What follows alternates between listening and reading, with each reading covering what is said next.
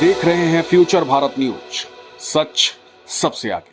नमस्कार, मैं कुमार अश्मित। आप देख रहे हैं फ्यूचर भारत न्यूज। जनाब गुलाब रसूल बलियाबी साहब का हुआ भव्य स्वागत। गुलदस्ता देकर किया गया सम्मानित। कटिहार, बिहार। पटना से चलकर आए कटिहार जदयू के राष्ट्रीय महासचिव जनाब गुलाब रसूल बलियाबी साहब का हुआ भव्य स्वागत। जदयू के अंजार आलम के साथ शेख नईम आदिल आलम ने फूल गुलदस्ता देकर उनका भव्य स्वागत किया। साथ ही यही कामना की कि वह जिस मकसद से कटिहार आए हैं वो मकसद पूरा हो। हालांकि कई मुख्य बिंदुओं पर भी उन्होंने चर्चा किया। जहां तक जनाब गुलाम रसूल बलियाबी साहब का कहना था कि जिस तरीके से SC/ST एक्ट होता है उसी तरह से मुस्लिम सुरक्षा एक्ट भी होना चाहिए, ताकि हमारे धर्म के जितने लोग हैं वो अपने आप को असुरक्षित महसूस ना करें। और भी कई मुख्य बातें उनके द्वारा कही गई। कटिहार के सर्किट हाउस में उन्हें स्वागत उपरांत में उपस्थिति कदवा के सम्मानित जदयू के नेता अंजार आलम, शेख नईम, आदिल आलम, मोहम्मद इफ्तिखार के साथ कई कार्यकर्ता मौजूद रहे। आए हुए थे, क्या कहना है? हमारे क्षेत्र में माननीय जनाब गुलाम रसूल बलियाबी साहब, जो पूर्व राज्यसभा सांसद भी हैं और वर्तमान विधान पार्षद सदस्य भी हैं जनता दल यूनाइटेड से, इनकी कटिहार आवागमन पर आने पर कार्यकर्ताओं में काफ़ी जोश व उत्साह है। और साथ ही साथ ये जो तैयारियां चल रहा है देश में अल्पसंख्यकों को हक और इंसाफ दिलाने के लिए, जनाब गुलाम रसूल बलियाबी साहब पूरे बिहार में, पूरे देश भर में ये आवाज़ बुलंद करने का काम किया है और हम लोग इनके साथ कंधा से कंधा मिला करके खड़े हैं।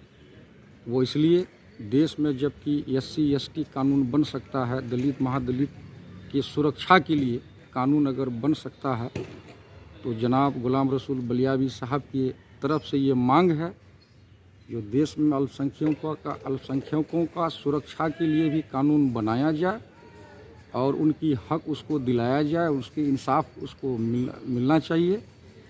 इसी की तैयारी को लेकर के जनाब गुलाम रसूल बलियाबी साहब कटिहार आए हैं। और कहाँ जाएंगे कटिहार में? और आगे इस्लामिया मदरसा में इनका कार्यक्रम में भी है, जो काफ़ी तादाद में लोग वहाँ इनकी तकरीर को सुनने के लिए मौजूद हैं। परिचय दीजिए। मोहम्मद अंजार आलम, जदयू नेता, कदवा। इदारे शरिया की तरफ से बिहार, झारखंड, बंगाल, उड़ीसा 4 स्टेट में तहरीक बेदारी चल रही है। जहेज प्रथा के खिलाफ, शिक्षा के प्रति जागरूकता, बंद हो रही उर्दू यूनिटों, जहां उर्दू के स्कूल्स थे, अब वहां उर्दू यूनिटों को कुछ जगहों पर बंद करने की भी खबरें आई हैं। उसी के साथ साथ पूरे देश में एक प्रचलन लोगों ने बना लिया है, पैगंबर मोहम्मद सल्लल्लाहु अलैहि वसल्लम का अपमान करना, और तथाकथित कुछ राजनीतिक दल के लोगों ने इस प्रथा को, इस व्यवस्था को आगे बढ़ा रखा है। और अगर इसके खिलाफ कोई आंदोलन करे तो बल प्रयोग, लाठी प्रयोग, यहाँ तक के शूट कर दिया जाता है।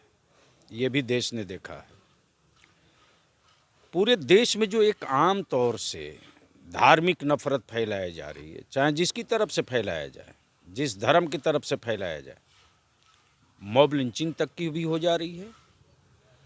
तो आखिर जब सारी कमीशनों की रिपोर्ट कह रही है कि भारत का मुस्लिम अल्पसंख्यक दलित भाइयों से बदतर हो चुका है, तो सामाजिक रूप से, आर्थिक रूप से, राजनीतिक रूप से इन सारे मुद्दों को देखते हुए इदारे शरिया ने तय किया कि 2 कानून बनाने की सख्त ज़रूरत है देश में। एक तो ये कि पैगंबर मोहम्मद सल्लल्लाहु अलैहि वसल्लम या अन्य किसी धार्मिक प्रतिष्ठित महानुभाव की अगर कोई यदि अपमान करता है तो ऐसे व्यक्तियों पर देशद्रोह का केस होना चाहिए। मॉब लिंचिंग के खिलाफ और जो धार्मिक नफरत है, इन सब को देखते हुए अब ये महसूस करने लगा है देश का मुस्लिम अल्पसंख्यक कि SC/ST एक्ट की तरह मुस्लिम सेफ्टी एक्ट भी बनाया जाए। जो सबसे आखिरी कड़ी है वो ये है कि इस समय जिस तरह से होल मुस्लिम कम्युनिटी संविधान की सुरक्षा, देश में एकता, सांप्रदायिकता के विरुद्ध अपने एकजुटता का परिचय देता है, लेकिन तथाकथित सेकुलर पार्टियों के लोग न उनकी हिस्सेदारी देते, न सरकारी नौकरियों में उनकी सही भागीदारी देते। मुस्लिम अल्पसंख्यक युवाओं में रोष भी है, इसलिए जो इनकी पीड़ा है उन सारी पीड़ाओं को रखकर इदारी शरिया ज़िलावार प्रखंडवार बैठकें करके अब हर ज़िला में बड़े पैमाने पर सम्मेलन का आयोजन कर रहा है, ताकि हम अल्पसंख्यक समुदाय के लोगों को बता सकें कि आप 2 नंबर के भारतीय नहीं हो।